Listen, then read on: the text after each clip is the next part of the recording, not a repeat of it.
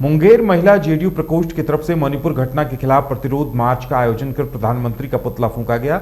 महिला प्रकोष्ठ की दर्जनों महिलाएं हाथ में सरकार विरोधी नारों की तख्ती और पीएम नरेंद्र मोदी का पुतला लेकर जेडीयू कार्यालय से निकल उन्होंने पूरे शहर का भ्रमण किया। प्रतिरोध मार्च का नेतृत्व करता पूनम ने बताया कि मणिपुर घटना के विरोध में प्रतिरोध मार्च निकाल पुतला फूंका गया।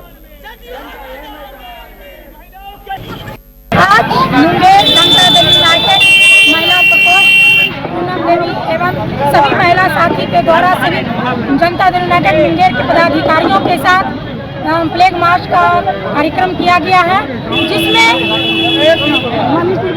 मणिपुर का जो शर्मसार घटना हुआ है महिला स्मृति के तक में हम लोग जो है ये फ्लैग मार्च निकाला गया, पुतला दहन का कार्यक्रम भी किया गया। मणिपुर में जो घटना हो रही है, डबल इंजन की सरकार के रूप में नरेंद्र मोदी की सरकार केंद्र में है और बीरेंद्र सिंह की सरकार भाजपा की मणिपुर में है। महिलाओं को निर्वस्त्र होकर घुमाया जा रहा है और मोदी जी यूक्रेन की बात कर रहे हैं कि मोदी जी यूक्रेन से बात कर रहे हैं शांति है, लेकिन अपने बगल के देश में मणिपुर में शांति नहीं कर रहे हैं, जिससे आज देश की महिलाएं आक्रोशित है।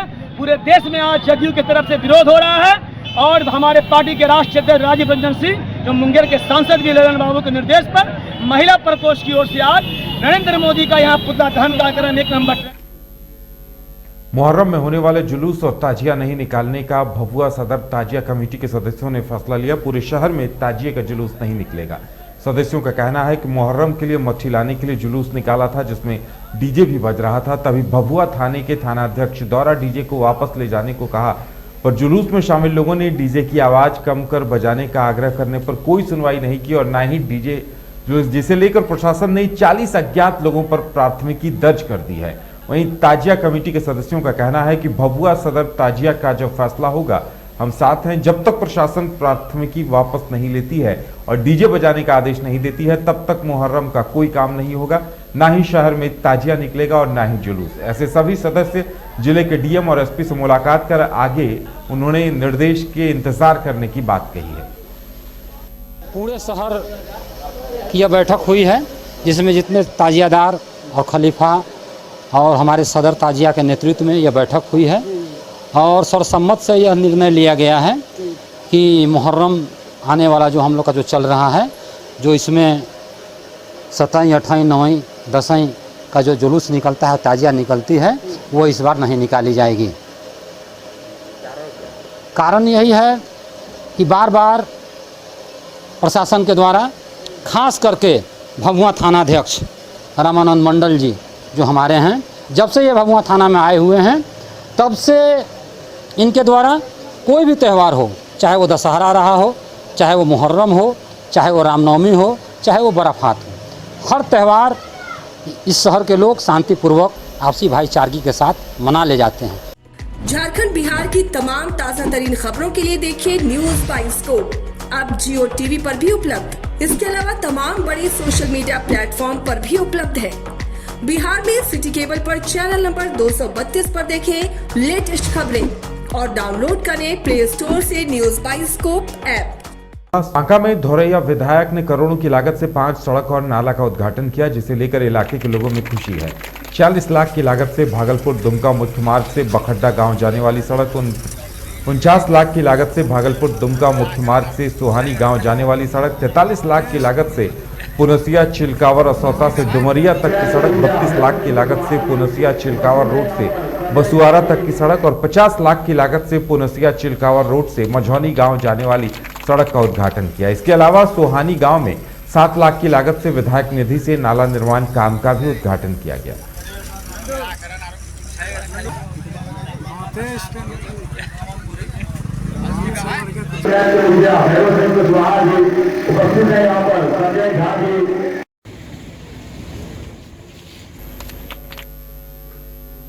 बोधगया जगन्नाथ मंदिर में रूस की महिला ने पूजा अर्चना की। इतना ही नहीं, मंदिर के मुख्य पुजारी ने विधिवत रूप से पूजा करवाई। रूस की महिला ने बोधगया में विश्व शांति को लेकर हवन कराया, साथ ही अपने दोस्त के मानसिक शारीरिक ऊर्जा, सुरक्षा, सुख, शांति, वैभव प्राप्ति के साथ भगवान जगन्नाथ, बलभद्र और सुभद्रा को प्रसन्न करने को लेकर पूजा अर्चना कराई।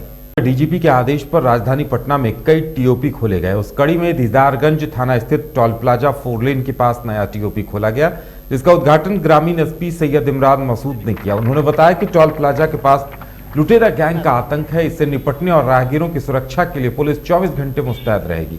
गौरतलब है कि राजधानी पटना में अपराधियों पर लगाम लगाना अति आवश्यक हो गया है। उस कड़ी में अपराध पर नियंत्रण पाना इस टीओपी का खुलना अति आवश्यक हो गया था।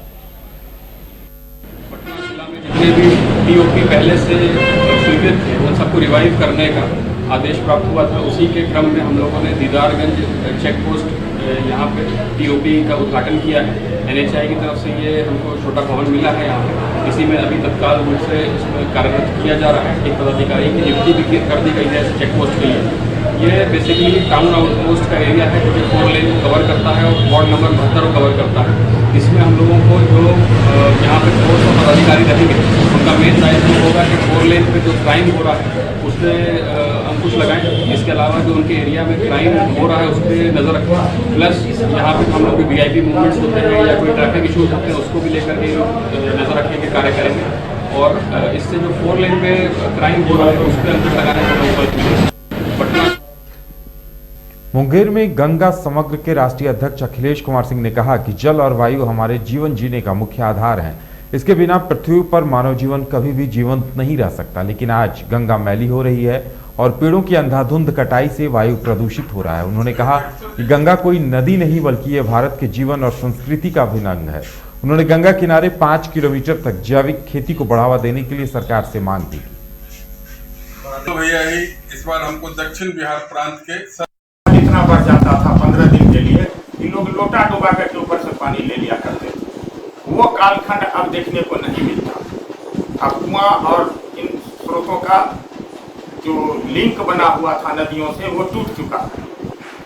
चौथी इससे भी महत्वपूर्ण है कि गंगा के और नदियों के पेरीफेरी में रोड बना, पेरीफेरियल रोड उसको कहते हैं। इसी नस को दबा दीजिए तो उसमें खून का बहाव बंद हो जाता। नदी का नस है, नदी के नीचे से बढ़ा हुआ उसका धारा, और उस धारा पर हम जब ट्रक और बस चलाएंगे रोड बना करके तो उसकी धारा अवरुद्ध हो जाएगी। जो ग्रेविटी फ्लो से पानी एक जगह से दूसरे जगह जाती है वो बंद हो जाएगी। इसके लिए हम लोगों ने इस चीज़ को सरकार को आगाह किया। उत्तर प्रदेश सरकार ने इस पर ध्यान दिया है और वो बहुत जल्दी में ध्यान दिया। इतना बढ़ जाता। बिहार के शिक्षा विभाग के अपर मुख्य सचिव के पाठक के आदेश से शिक्षा विभाग में हड़कंप है। आमतौर पर लेट लतीफी करने वाले शिक्षक रविवार को भी स्कूल में वक्त देने लगे हैं ताकि स्कूल की व्यवस्था को दुरुस्त कर लिया जाए और निरीक्षण के लिए के पाठक या कोई अन्य अधिकारी आए तो उन्हें किसी तरह की कमियां नजर नहीं आए।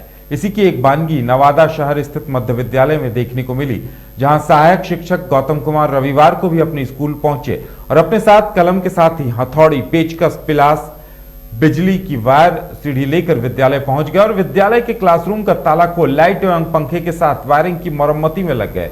वहीं रसोईया भी पूरे विद्यालय की साफ सफाई में लगा रहा। बताते चले कि के पाठक के आदेश पर राज्य के सभी स्कूलों का निरीक्षण चल रहा है। स्कूल से गैर हाजिर या लेट आने वाले शिक्षकों के साथ ही स्कूल एवं क्लास की व्यवस्था ठीक नहीं रहने पर भी कार्रवाई हो रही है। इसलिए शिक्षा विभाग में हड़कंप मचा हुआ है। विद्यालय का शिक्षा में शिक्षक के रूप में कार्यरत हूँ और मुझे कुछ विद्यालय में कमी दिखा। बल्ब वगैरह, लाइट वगैरह और ये पंखा वगैरह, साफ सफाई में थोड़ा सा इधर उधर बाहर में कमी बुझा। तो आज संडे था, फ्री थे तो सोचे आज कार्य कर लेता हूँ। थोड़ा सा साफ सफाई वगैरह ध्यान दे दिया। विद्यालय के प्रति थोड़ा सा लगाव कहिए या जो कहिए, स्थानीय होने के नाते थोड़ा सा ज़्यादा लगाव है और ये विद्यालय को थोड़ा अपने ढंग से सजाया हूँ तो थोड़ा सा ज़्यादा लगाव है। शुरू से अभी तक काफ़ी मेहनत किया है। जी हाँ, शुरू से यही है मैं, और यह मेरा गांव भी है और विद्यालय